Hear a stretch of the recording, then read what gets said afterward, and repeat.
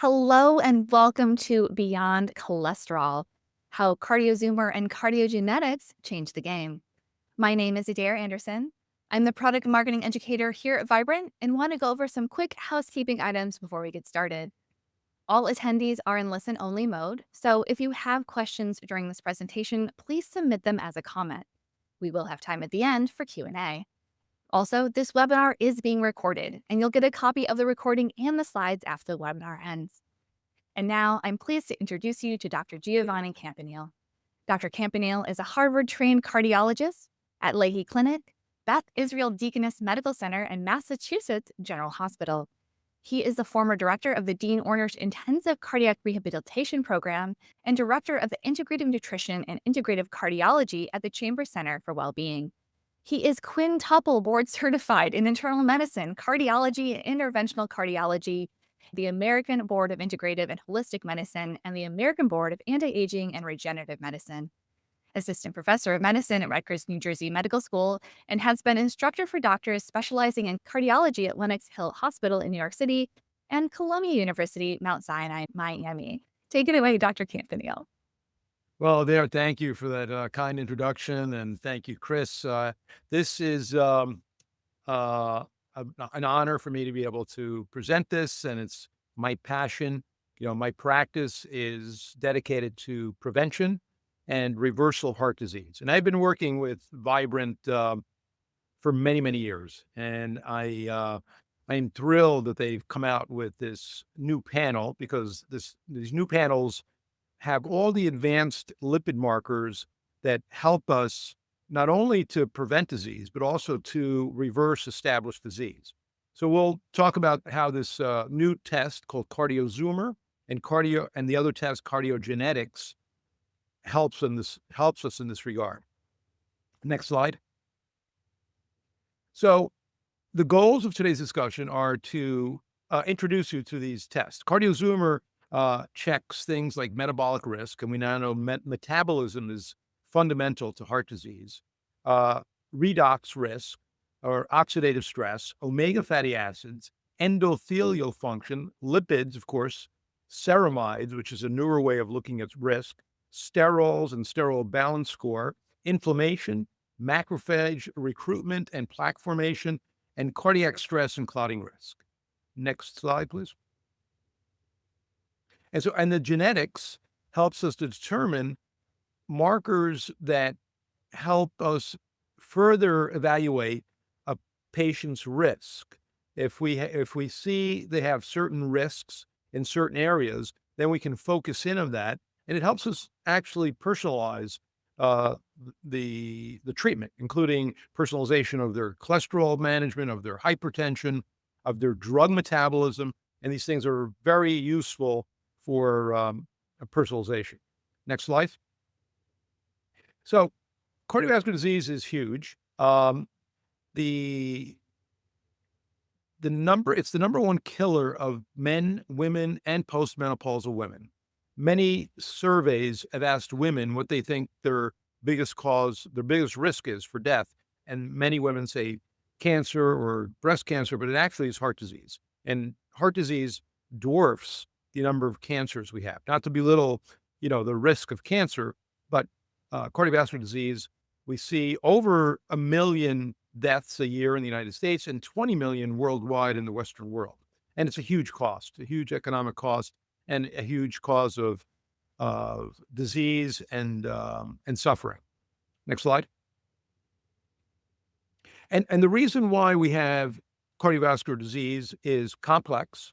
It's because of our advanced lifestyle. It's associated with, our diet, our exercise, or lack of, our exposure to stress, our exposure to many, many things that can contribute to cardiovascular disease. And one of the reasons why we're getting cardiovascular disease is that we're living longer.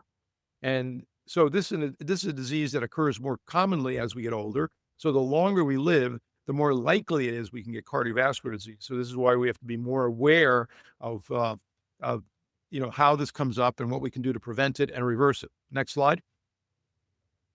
Again, we see 20 million deaths a year in the Western world from heart disease, as opposed to cancer, which is also a tremendous number, but it's half that. It's about 10 million. Next slide. So previously, we looked at things like good and bad cholesterol, uh, basic metabolic panels, liver function tests, and then some genetic testing. These are very good tests. They're still good. We still use a lot of them. But the more advanced tests, the benefit of the more advanced tests is that they help us predict our treatment better, and they also help us predict future risk better. Next slide. So the two new products are CardioZoomer and CardioGenetics. And again, if you look at this graph, this is a graph comparing the older types of markers like good and bad cholesterol, which was pretty good, but not great. And if you look at the future risk prediction of the advanced markers, it's much better. So we can see that when we get an advanced marker, we can tell a patient, you have a much higher risk or a much lower risk than we previously thought with our older markers. So the newer markers are much more accurate in terms of determining future risk. Next slide, please. So again, we look at risk factors in heart disease, and we all know the traditional risk factors like smoking, high blood pressure, high cholesterol. But then we have these non-traditional risk factors, which are as important or maybe even more important than the traditional risk factors. And these include things like women in postmenopausal state, overall hormonal balance, exposure to toxins like nanoplastics and microplastics.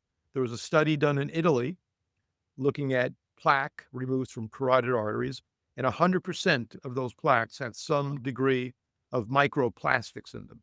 So we get exposed to many different things, and our cholesterol are like little fire trucks that go out to put out fires. Once things get into our system, like inflammation in our arteries or some kind of toxic component, then the lipoproteins increase and they try to put out that problem. But as it's trying to help the problem, it also can cause plaque formation, which is another problem. This is why chronic inflammation or chronic exposure to things that are noxious are detrimental, because our bodies are trying to fix the problem. And as that time goes on and on and on, it can actually cause a problem. Next slide. So these are the markers that are looked at with the CardioZoomer. So we'll go through these, but there's a lot of different markers that look at glucose, blood sugar, and insulin resistance, metabolic factors, liver function, of course, lipids, sterols, omega fatty acids, inflammation. Inflammation has been shown to be as important as lipids in risk for disease. And then other things like endothelial dysfunction, which we now know is a protective layer, a single cell layer on the inside of the artery that is protecting the artery. And we think now that the breakdown of this inner lining is one of the fundamental causes of atherosclerosis.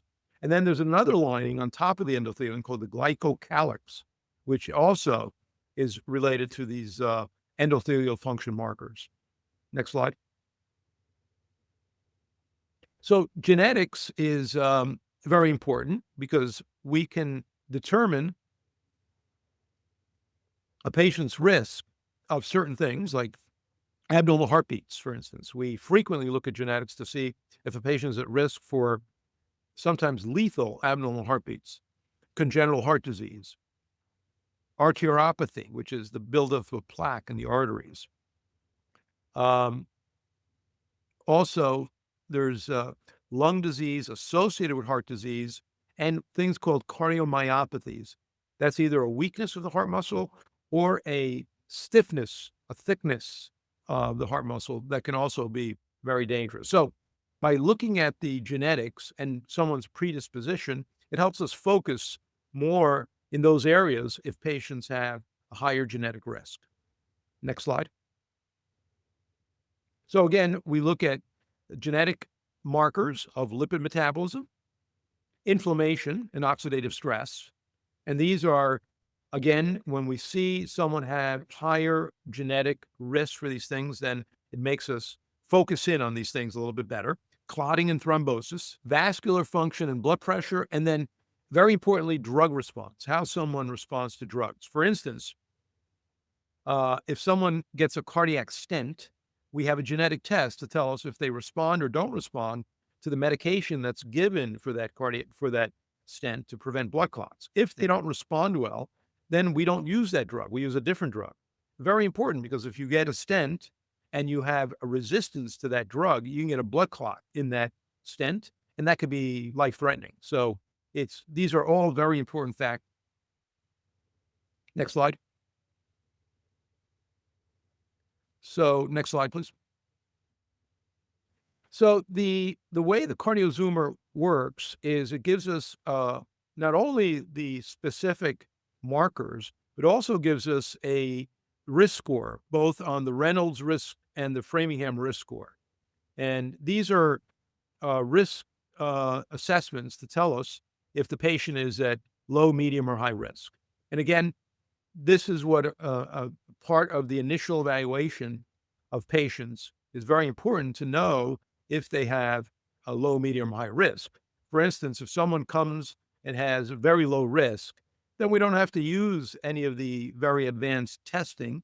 We can work on their lifestyle. We can work on their diet. We can make sure that they're at low risk from a lifestyle standpoint. On the other hand, if they have very high risk, then we look into things a little further, possibly getting more imaging to make sure they don't have things like subclinical atherosclerosis. Next slide. So the CardioZoomer focuses in on these components of the plaque that build up as the plaque worsens. If you look at this schematic or infographic, the left side is a normal artery and no plaque is present. So you wouldn't expect any of the inflammatory markers to be elevated. But as this yellow plaque increases and becomes what we call complex, that means that white cells, macrophages come in and the plaque becomes inflamed, then it gives off certain markers and markers of redox risk, of endothelial dysfunction like ADMA and SDMA, ceramides, inflammatory markers. So as the plaque becomes more and more complex and risky, and the reason why that's risky, if you look at the very right side of the plaque, you see a blood clot. And that's the thing we're trying to really prevent. We're trying to prevent patients from getting advanced plaque, which can lead to a heart attack. And what happens in a heart attack is that the plaque becomes unstable, it ruptures, and you can see on the right side of this a little bit of the rupture coming through the cap of the plaque, and then that causes a reaction in the blood to form a blood clot, and that's what a heart attack is. It's a reaction of the blood with the plaque causing a blood clot, and that's the main thing we're trying to prevent in patients is a heart attack, because heart attacks, in 50 to 60% of the time, the first sign of a heart attack is cardiac sudden death. So this is a very serious, sometimes catastrophic event that can be completely prevented with the right tools. And that's what this is. These are the right tools to help us assess arteries. Next slide. And then we look at metabolic risk. You know, all the features of metabolism that affect both our insulin, our blood sugar, and our risk of developing insulin resistance, and these are factors that are very important. It's not just the blood sugar itself, although the blood sugar itself is a problem, because if you have high levels of blood sugar or high levels of insulin, these factors in and of themselves can cause damage to the inside lining. And one of the features of the endothelial breakdown is high glucose or high insulin. And we look at all these factors that are associated with metabolic risk, because if we see this, we can do many things to reduce the risk, including reduction in their diet. We know that certain exercise protocols are helpful for this, and so depending on the number and the severity of their metabolic risk, will determine how we approach the patient from this standpoint. So, looking at redox, we oxidative stress is a major problem in our metabolism, in our cells, in our arteries, in our brains. And we look at, and this is the association of redox risk, or, and the markers we look at are 8-OH deoxyguanosine, F2 isoprostanes, and nitrosine and urine creatine. All these things are related to redox risk. And if we have redox risk, then we intervene with decreasing the oxidative stress and oxidative balance. And next slide, please. Now, omega-3 fatty acids are very important. Many meta-analyses have shown that the higher your omega-3 fatty acid index, or your higher your omega fatty acids, the lower your cardiovascular risk. So we look at things that come from fish like EPA and DHA, and then alpha linoleic acid, which comes from plant. That's the plant-based omega-3 fatty acid. And the risk from having low omega, and this is very common in America, the average omega-3 fatty acid index is low in Americans, because in America we don't eat a lot of fish. And so the benefit of having high omega-3 fatty acids is substantial. There are studies looking at low omega-3 fatty acid index, and the risk is as high as cigarette smoking when your risk is very low.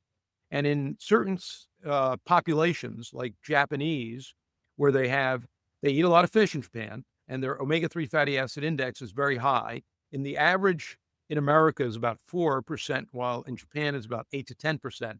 Their risk for heart disease is very low. It also is associated with fatty liver disease, atherosclerosis, and your risk for thrombosis. So these all tie into risk for heart disease. Now, a good source, of course, for EPA and DHA, and EPA is very important for your arterial health. DHA is very important for both arterial health and brain health. And then ALA, alpha linoleic acid, which comes from plants. Very good sources of those are flax seeds, chia seeds, almonds. These are all very good sources of food. So we usually recommend a Mediterranean-style diet where you eat fish 2 or 3 times a week.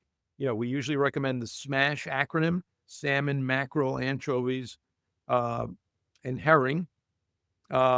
These are the small oily fish that have high omega-3 and very low mercury. Next slide. So again, the endothelium is a 1 cell thick lining that covers the inside of all the arteries in our body. We have about 60,000 miles of arteries in our body. So the inner lining of that is called the endothelium. And endothelium is an active organ, basically. It helps dilate the arteries and helps constrict the arteries, so it makes the arteries functional. And our feeling now is that before you even get atherosclerosis, before you one of the lipid components can get into the arterial wall, it has got to get through the endothelium. So the endothelium has to be dysfunctional in some way for that to occur. And we have ways of, and the chemical that helps endothelium work well is called nitric oxide. And the precursors of nitric oxide is L-arginine or citrulline. And nitric oxide is made in the mouth. It's made in the arterial wall, and it's also made in the skin. And this is one of the reasons why we recommend our patients not to use mouthwash, because that kills the bacteria in the mouth that can help develop the nitric oxide. And if the nitric oxide is dysfunctional, or if the endothelium is dysfunctional, then you get accumulation of ADMA and SDMA.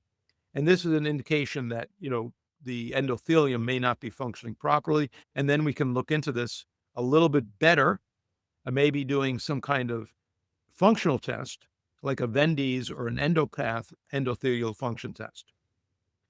And then there's another layer on top of the endothelium called the glycocalyx.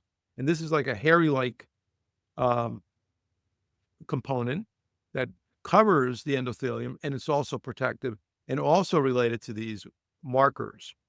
And the things that protect both the endothelium and the glycocalyx are lifestyle factors such as exercise, especially high-intensity interval training, a good diet, a good anti-inflammatory Mediterranean-style diet, sleeping well.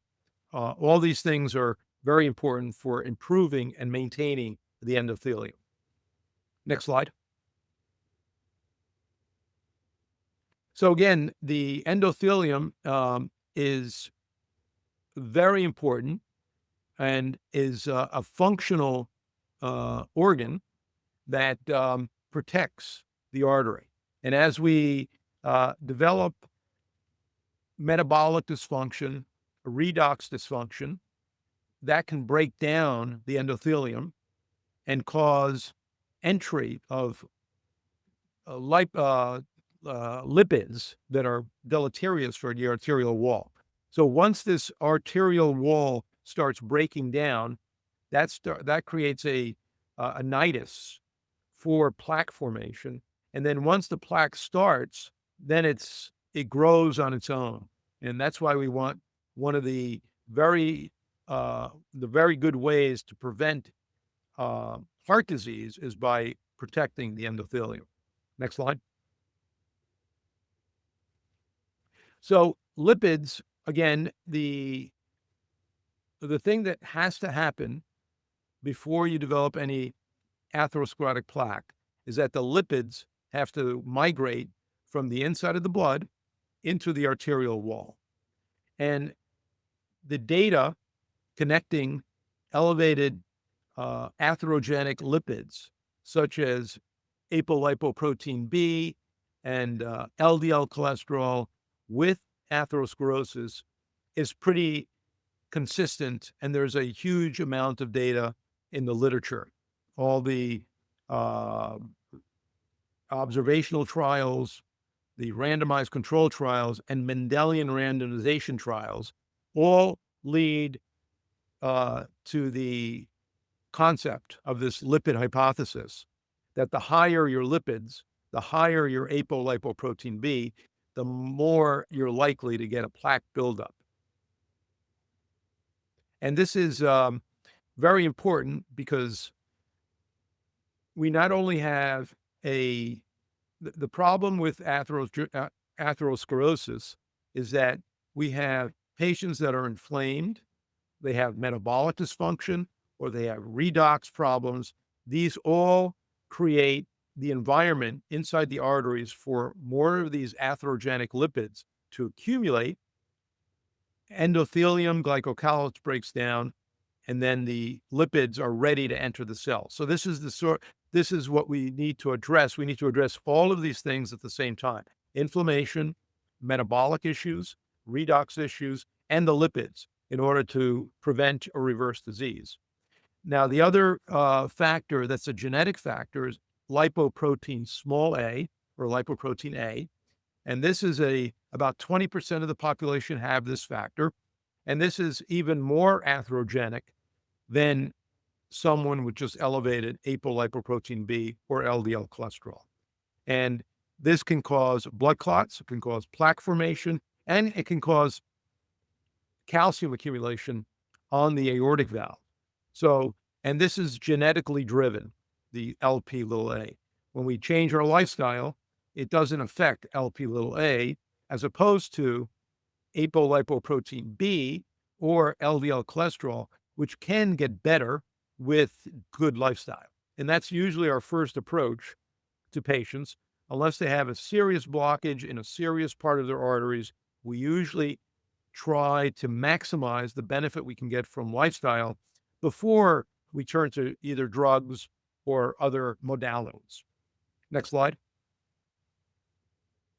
So this is a reason why we look at some of these advanced lipid panels. The left graph is the blue is the apolipoprotein B.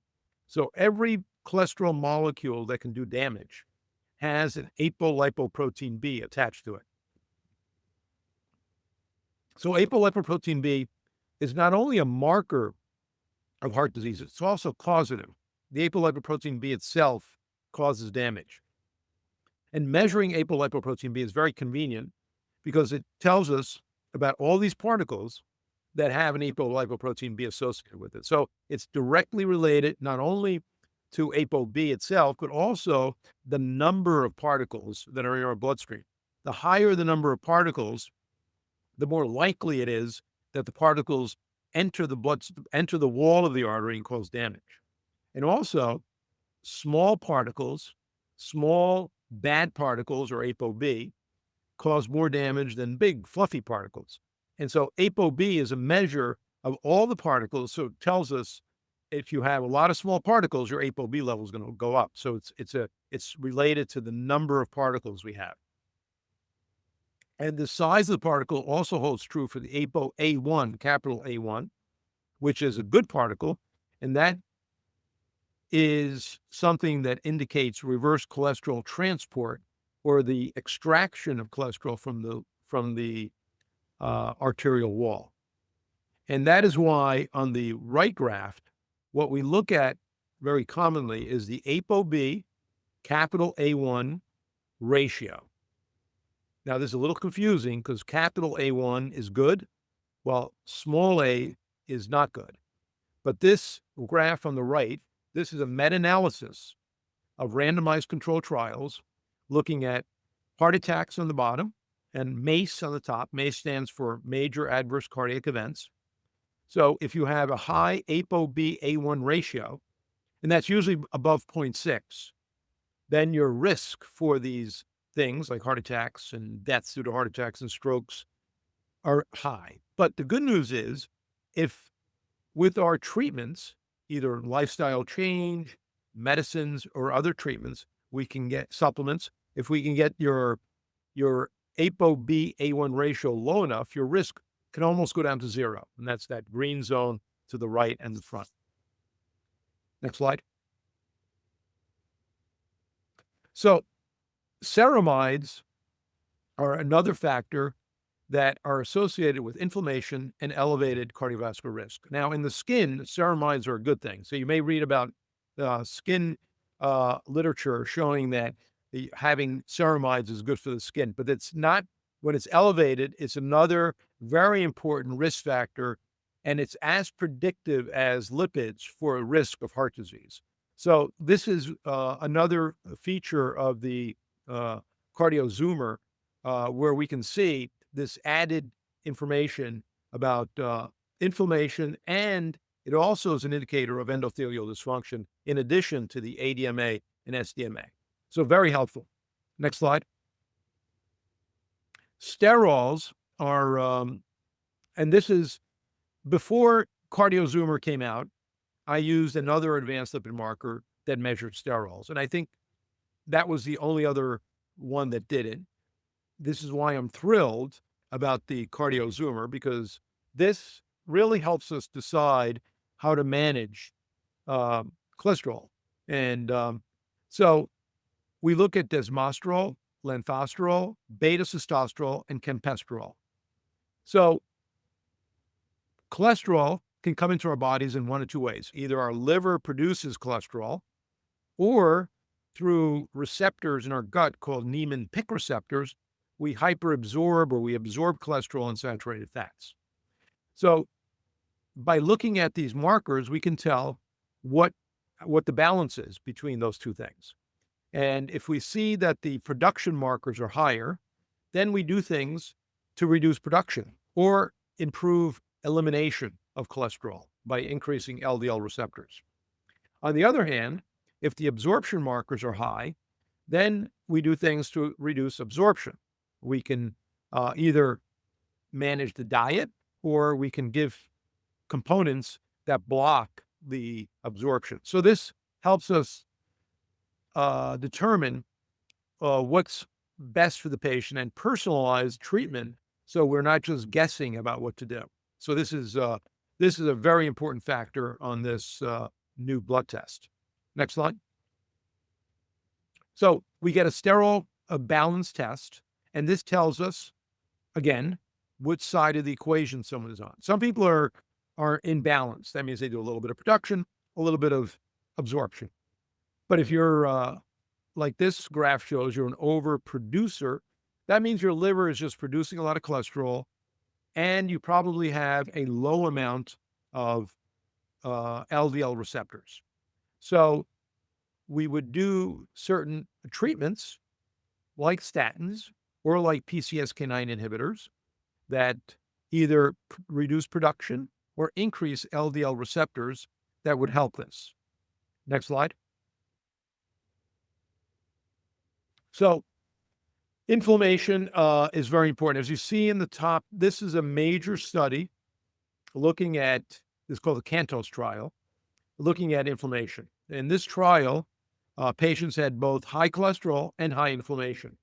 But by lowering inflammation with a medication, you lower the patient's cardiovascular risk more than by lowering their lipids. So inflammation is as important as cholesterol, and maybe even more important than cholesterol in the term in risk factor reduction. And so this is why we use these tests to see what direction we're going in. If someone is highly inflamed, then we use certain modalities to focus in on the inflammation.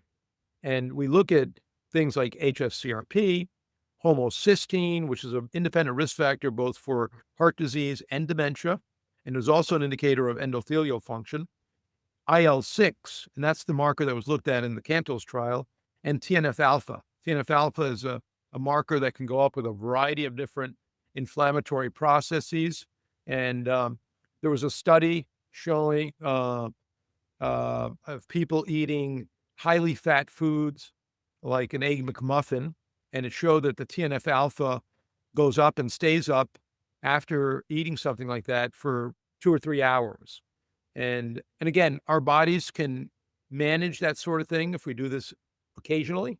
But if someone is eating that way regularly, 3 meals a day kind of thing, then their inflammatory markers will always be up. And this sets them up for not only heart disease, but also cancer and dementia, all the major chronic diseases. Next slide, please.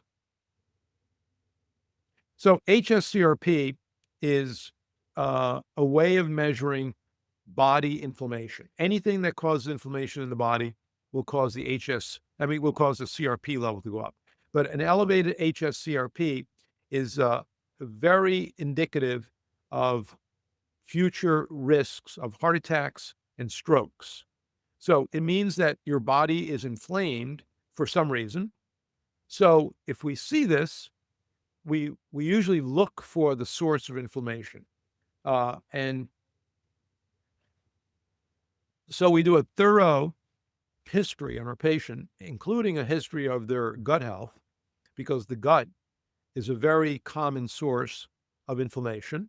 And if the gut health is poor, if someone has an abnormal balance of the good microbes and the bad microbes in the gut, then that has to be fixed, because we can give all the statins in the world and lower cholesterol, but if you have ongoing inflammation, you're really not going to ever get rid of the risk. So you really have to get to the fundamental cause of what's going on, and that's one way of looking into it. It could be other risks too, like inflammatory joint disease, like rheumatoid arthritis, and other inflammatory conditions in the body.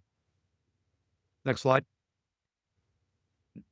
Homocysteine is a molecule in the methionine pathway, and you need methylation groups, and usually methylated B vitamins are what is needed to make this pathway work properly. And if it doesn't work properly, then you get a backup at the homocysteine level. Homocysteine levels go up, and then this factor can cause endothelial dysfunction, and it can cause atherosclerosis, and it can cause inflammation. So a good diet, of course, will include the B vitamins that are needed for this, but occasionally or frequently, and especially if someone has a genetic aberration, and we can see this in the genetic portion of the testing, if their MTHFR is abnormal, that's the MTHFR gene, which has two components to it, the 677 and the 1298. So depending on the amount of dysfunction of that gene will determine how difficult it is for this methionine pathway to function. And by supporting it with methylated components, you can support that pathway. Next slide. IL-6 is a inflammatory cytokine, and it's a signaling protein that can not only is a marker of inflammation, but also can drive inflammation itself. And it's this is released by immune cells. So if you have some sort of inflammation going on, these immune cells will release this IL-6, and increasing IL-6 is another independent risk factor for heart disease. And again, in the KANTOS trial, by reducing IL-6, the risk of heart disease was reduced significantly. Next slide.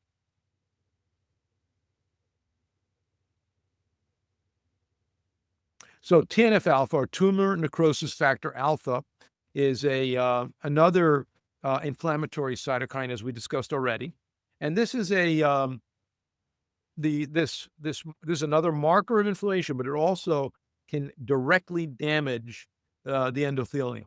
So TNF-alpha is a major adverse marker and factor for both heart disease, cancer, and cognitive function. Next slide.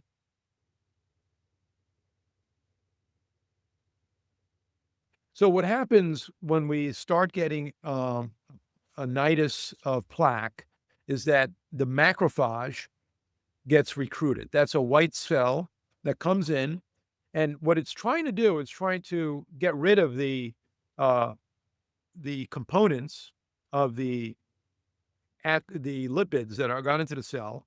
But if the activity persists for too long a period of time, then the macrophage becomes complex and stays in place, and you get fatty streaks, calcium deposition, and we can measure the activity of this by something called myeloperoxidase, which is a marker, plaque, PLAC, which is a marker of inflammation, and also there's a concept of vulnerable plaque.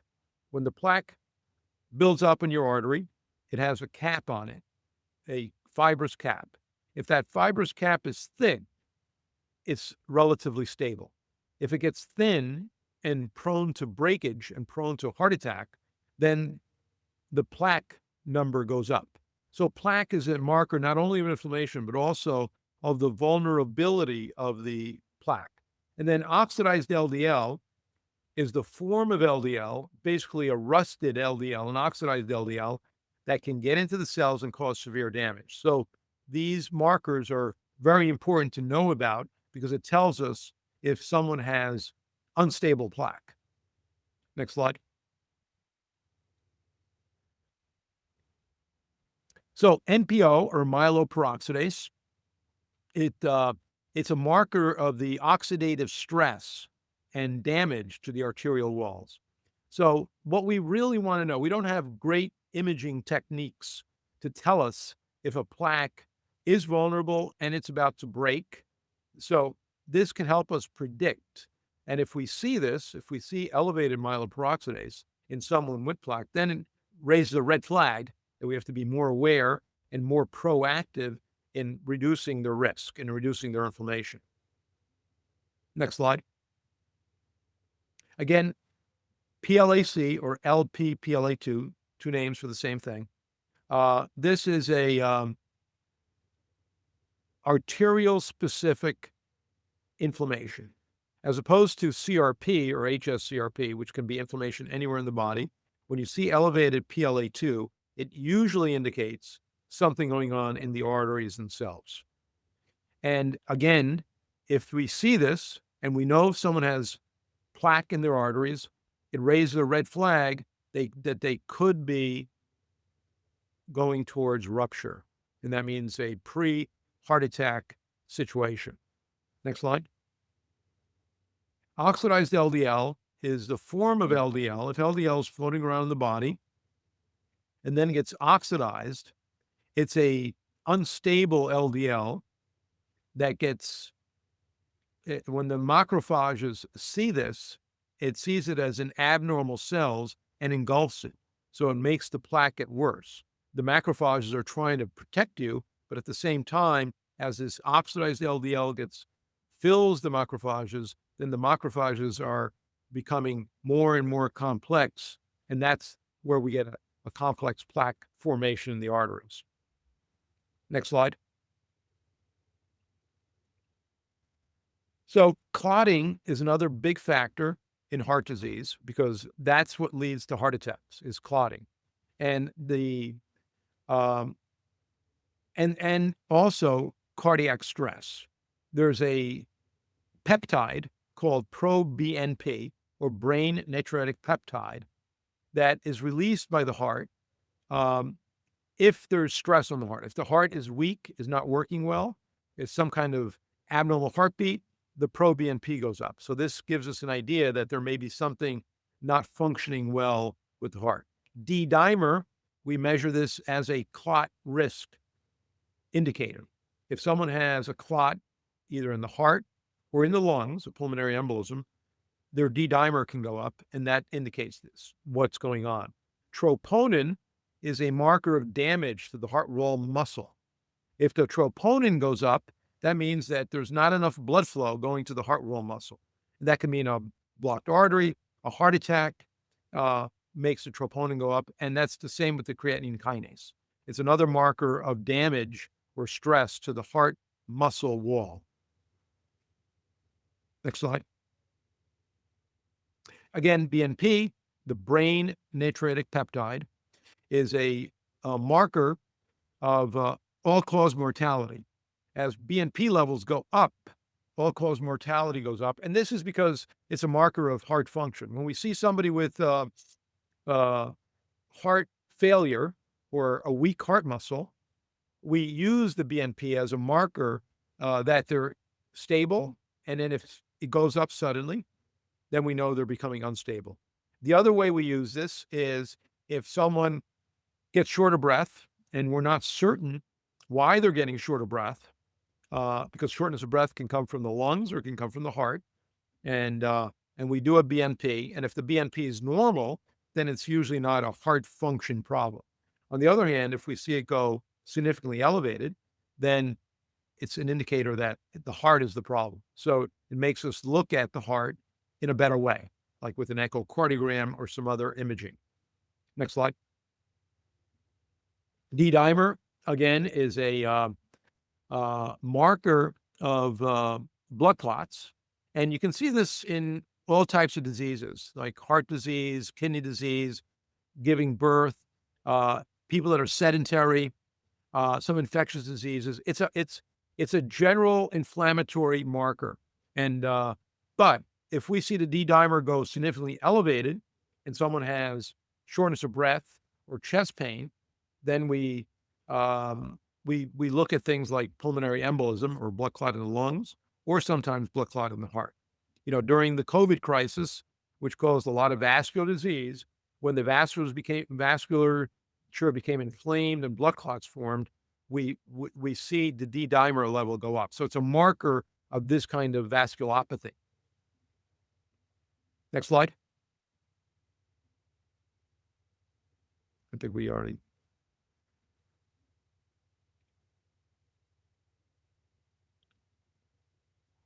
Okay, so these are just suggestions about you'll get some suggestions on the testing about how to approach this from a lifestyle, standpoint and from a supplement standpoint, which can be very helpful as an initiation of managing your patient. Next slide. So the cardiogenetics is very helpful to predict future risk. Next slide. So genetic markers for cholesterol problems of SNPs, oxidized LDL, macrophages, and platelets and foam cells. These are all risk factors that tell us not that the patient has these problems, but they're predisposed to having these problems.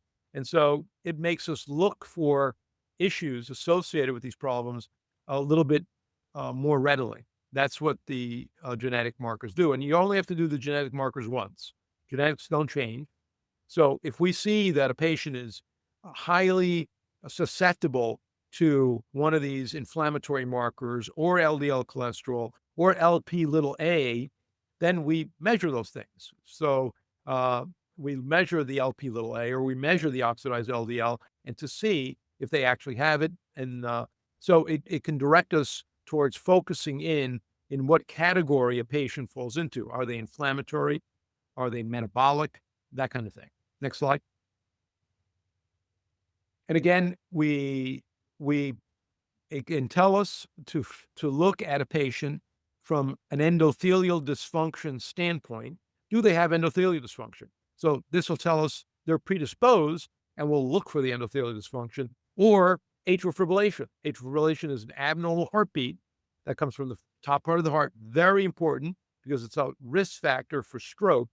So we would monitor that patient a little bit closer. If a patient with high genetics for atrial fibrillation develops palpitations, we would think about palpitations meaning a fluttering feeling in the chest. If they develop palpitations, then we would look for atrial fibrillation a little bit more carefully. Next slide.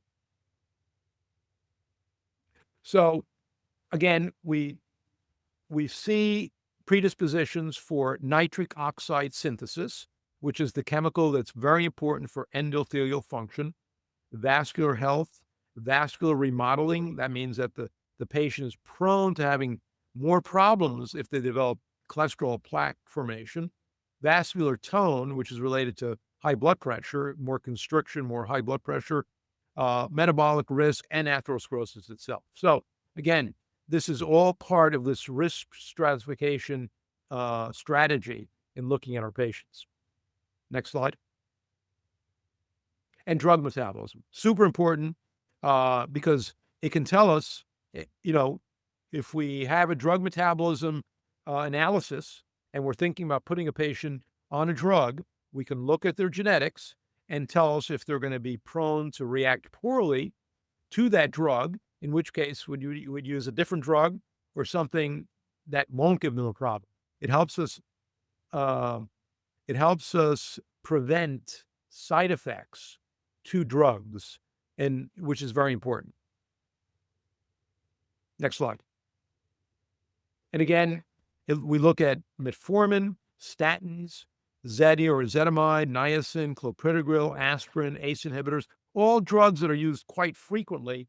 And so very, very useful when we manage our patients. Next slide. Again, hypertension risk.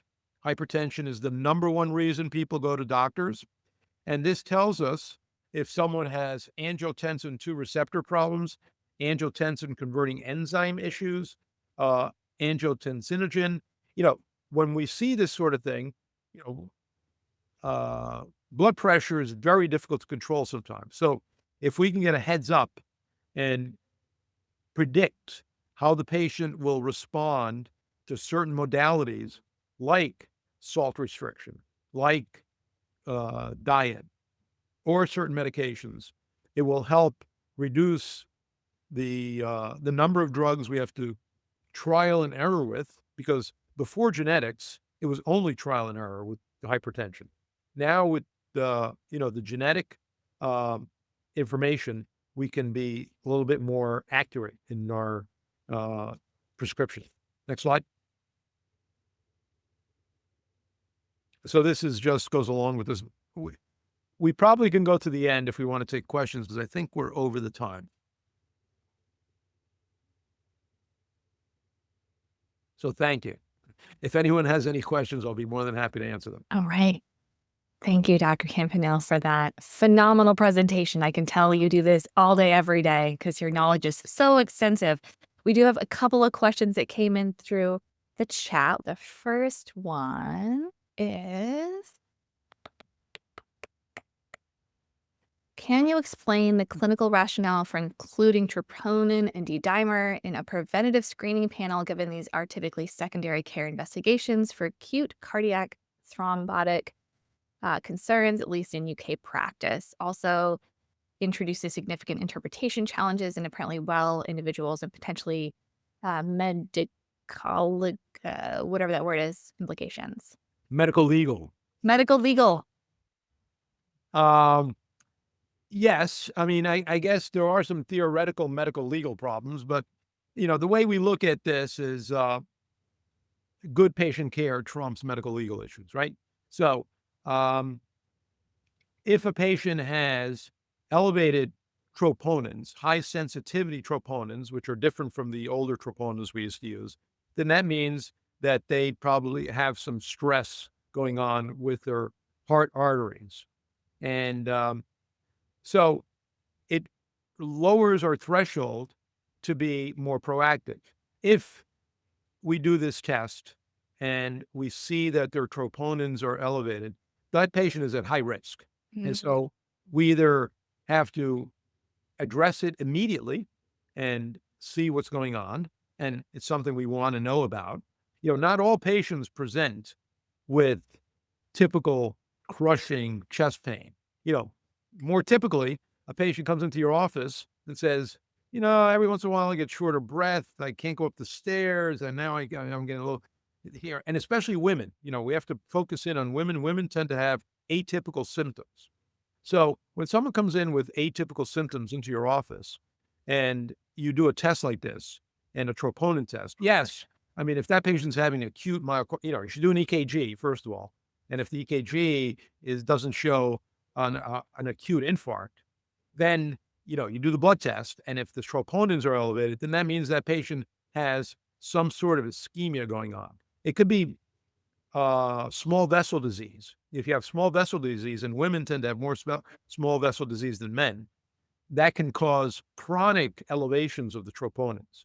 And that puts that patient at higher risk. And we're a little bit more proactive about either the diagnostic testing or the treatment, and that's the same with the D-dimer. I mean, the D-dimer, if someone has a DVT and comes into your office with chest pain, pleuritic chest pain, and they're short of breath, I call 911 and have that patient brought to the emergency room. But if the patient has mild symptoms and they don't have classic pulmonary embolism symptoms, and you do a D-dimer and their D-dimer is elevated, frequently it's not a pulmonary embolism. D-dimer, a lot of people don't know, is just a general inflammatory marker. So frequently we see this with other inflammatory markers being elevated, but it just increases your awareness. And this is what this is one of the points of this kind of testing, of this advanced testing, is increasing awareness of this disease that is very, very common, in the United States and in the UK. But, if we take anybody off the street of a certain age, they probably have some coronary disease. And so are they having symptoms? That's the question. And that's what this is all about. Great. Thanks for that clarification. Next question. If the calcium score is 0, is there a need for further testing? Yes. Sometimes. I don't really use calcium scores all that much. The places I use calcium score is in very young patients to make sure they don't have disease. If they have any calcium, any number, that's a big risk factor. Or in the older population, if they don't want to do more advanced testing, if they have very little disease, that's the places where it's most helpful. Now we're doing more advanced imaging. We do a test called Clearly, which is a CAT scan with contrast with artificial intelligence overread, where we can see subclinical atherosclerosis. And a calcium score only tells you about calcified plaque. And that's not what we're really interested in. What we want to know, do you have soft plaque? And especially, as I mentioned during the talk, vulnerable plaque usually is inflamed. We want to know, do you have inflamed soft plaque? And the calcium score is blind to that.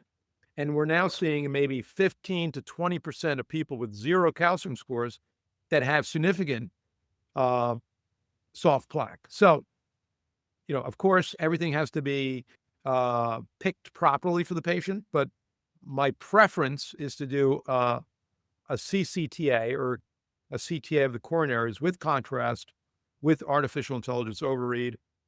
There's a bunch of issues associated with that: insurance, cost, contrast, radiation. Although the radiation is similar between the two tests, but it's a great test. It's really revolutionized preventive cardiology and what I do, reversal of heart disease. So if you want to learn more about that, it's clearlyhealth.com, CLEERLY, health, one word.com. Really fascinating stuff. Great. Thank you for that. A couple of questions that have to do with the report. I'm just going to answer these. Based on the findings, yes, there are recommendations included in the report. And you are allowed now to remove pieces of the report from your patients. You can show your patients exactly what you want to show or not. It's called the Bespoke Report Builder. So we can send out an email about that along with this recording. So yes, you totally have control over what your patients get from the report. The other thing I love about this test, which you can mention more about, is the number of vials.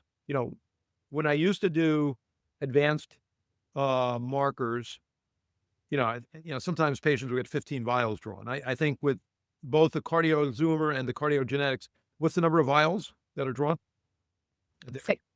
Six. Yeah. I think I skipped over that, but that's actually a very important feature, because this is where Vibrant really excels in, is doing this with a small amount of blood, and patients hate having a lot of blood drawn. So this is a great thing. Yeah, I know I've definitely passed out after having too much blood drawn, so I'm on board with that. All right, looking for the next question here.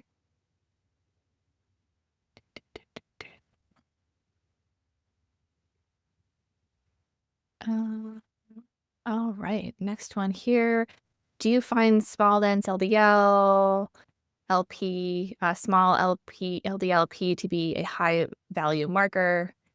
It seems to be more value to this particular person than clients than ApoB. Thoughts on that? No.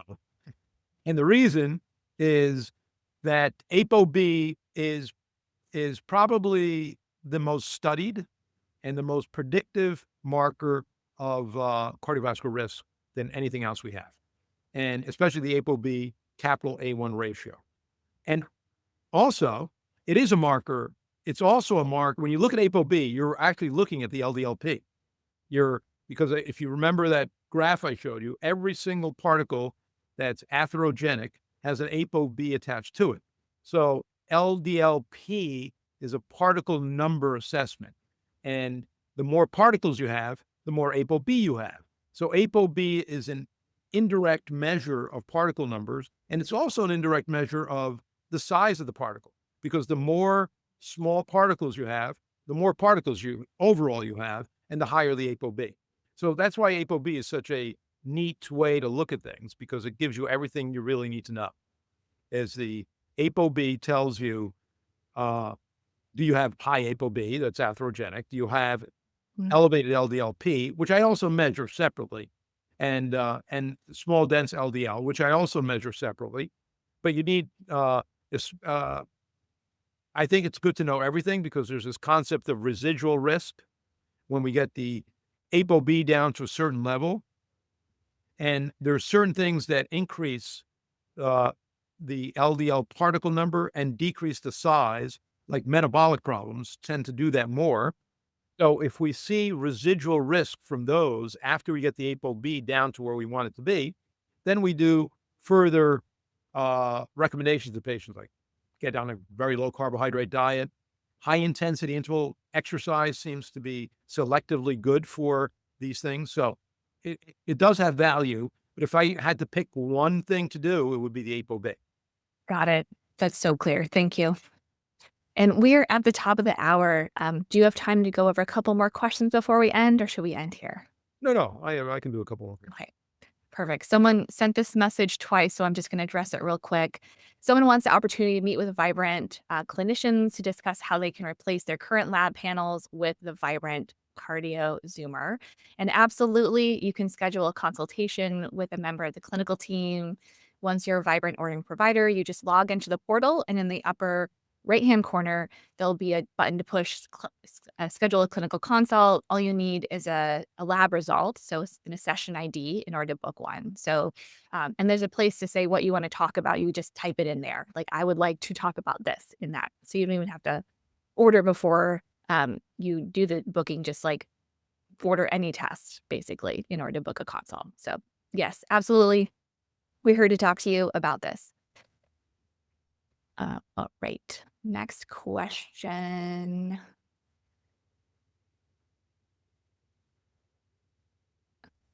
Looking for one that's clinical. Here we go. What do you recommend with very elevated LP little a? Anything we can do? Well, great question. And to date, we don't have a medicine for LP little a.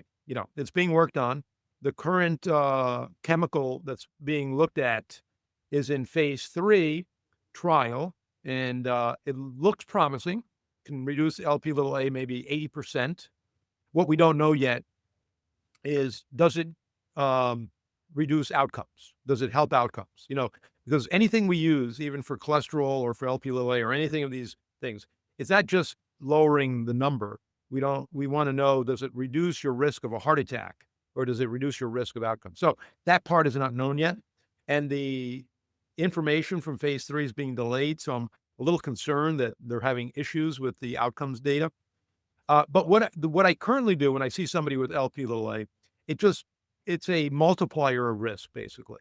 When someone has LP little a, and it depends on all the risk factors, the number one risk for patients is their plaque burden. So I really like to know how much plaque they have in their arteries.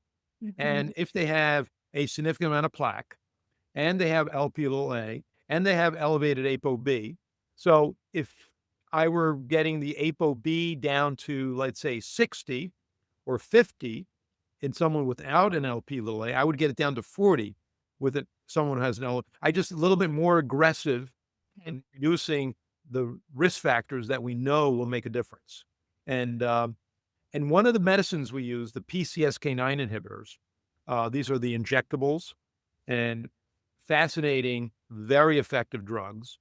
The woman that discovered this, she's probably going to win the Nobel Prize, and she found a group of people that had no heart disease. And every single one of these people in this group, she measured the PCSK9 molecule, and they had very low PCSK9. What the PCSK9 molecule does is that it degrades the LDL receptor. So PCSK9 inhibitors are antibodies to the PCSK9 molecule. So in effect, what you're doing when you give one of these drugs is you're increasing the LDL receptor, so the cholesterol in your body gets eliminated readily. So usually it's used in conjunction with a small amount of statin. I don't like using high-dose statins, but I do use low-dose. So the statins help the production side of things, and then the PCSK9 help the elimination side. So it works very well. And it can lower LP little a by 20%, 30% sometimes. So hopefully that's doing something. We don't know, but it's very effective in lowering ApoB down to really low levels. And now I have a growing number of patients where I do that AI clearly test, and then I do it again a year or two later, and I see reversal of disease. And that's mainly on patients with the PCSK9 inhibitors on board. I've never heard that explained so clearly. Thank you so much. quick question about the test. Is this the same test as the CardiaX? Great question. So the CardioGenetics test is replacing the CardiaX. CardiaX had 31 SNPs. The CardioGenetics test has over 100. So yes, you're getting way more, way more than the CardiaX. Next And question. this is important because the way we're looking at any disease, not just heart disease, is through polygenic risk score analysis. And this is basically looking at many, many genes at the same time to get an idea if your risk is high or low. And that's the whole point of this, is to determine risk. Perfect. Thanks for that addition. What is the optimal cholesterol to HDL ratio? Well, again, I don't look at the cholesterol. I don't even look at HDL anymore. I don't look at total cholesterol anymore. Mm. So I look at ApoB and capital A1, because the problem with looking at HDL is that we don't know. What we really want to know with HDL is it's functional. HDL theoretically does reverse cholesterol transport, where it gets cholesterol out of the cell. But we know that that's not clear across the board. Some people have very high HDLs and they have dysfunctional HDLs. So their atherogenic risk is high, even though they have very high HDL. ApoA1 is a form of HDL that may be more predictive of reverse cholesterol transport. It's not perfect. We don't have a good test for reverse cholesterol transport. But what we do know through randomized controlled trials of thousands of patients, meta-analysis of randomized controlled trials, is that ApoB-A1 ratio is highly, highly predictive of cardiovascular risk. And if we get that ApoB-A1 ratio down low enough, which is, I think that's the more advanced version of this, what you're referring to, then you really are looking at risk. And I think, today we can easily measure ApoB and ApoA1. So there's really no reason not to do it that way. Got it. The ApoB and ApoA1, capital A1, that's the best ratio to use. Not the little A1, capital A1. Not LP little a, but A1, capital A. Exactly. Awesome. Follow-up question to that. Any supplements help with high ApoB? Any supplements? Yeah, there are a lot of supplements that can help, in my low-risk patients. Again, I try to prevent my patients going on medicines if I can get away with it. And so there's a form of statin, a natural statin called red yeast rice, and you have to be careful. They have to use high-quality red yeast rice. There was recently, I think last year, a bunch of patients died in Japan because it can be contaminated. But there are good companies here, like Thorne and Pure Encapsulation. They make, high quality products. So red yeast rice can be used. Bergamot, which is a citrus plant from southern Italy, in some patients can help lower it. Berberine, which is it's an amazing herbal extract that helps not only the gut, helps your blood sugar go down, but also helps reduce ApoB. Sometimes it works like a PCSK9 inhibitor, but also it can lower Lp(a) in some patients. Not always, but sometimes. And so these are, some supplements, and many of the other supplements like fish oil and these kind of supplements. Also a nattokinase. Nattokinase is a natural someone who has an elevated Lp(a), I usually put them on nattokinase because of the antithrombotic effect, but that also has an effect of lowering ApoB. So it's a good supplement to think about. Awesome. Thanks for that. Putting those in my back pocket. One final question, super easy. What should the ratio of ApoB to ApoA1 be? Below 0.6. Perfect. Dr. In high-risk patients, we try to get it as close to 0.2 as possible, but above 0.6 is high risk. All right. Wonderful. Dr. Campanile, thank you so much for all your expertise. This has been amazing. Audience, thank you for sticking around, asking all your good questions. And until next time, everyone, stay vibrant. My pleasure. Thank you, Adair. All right. Bye. Bye-bye. This webinar is for educational and informational purposes only. It is not a substitute for professional medical advice, diagnosis, or treatment. The views expressed by guests and hosts are their own and do not necessarily reflect the official policy of Vibrant Wellness. As always, consult your healthcare provider before applying any recommendations that you have heard here today.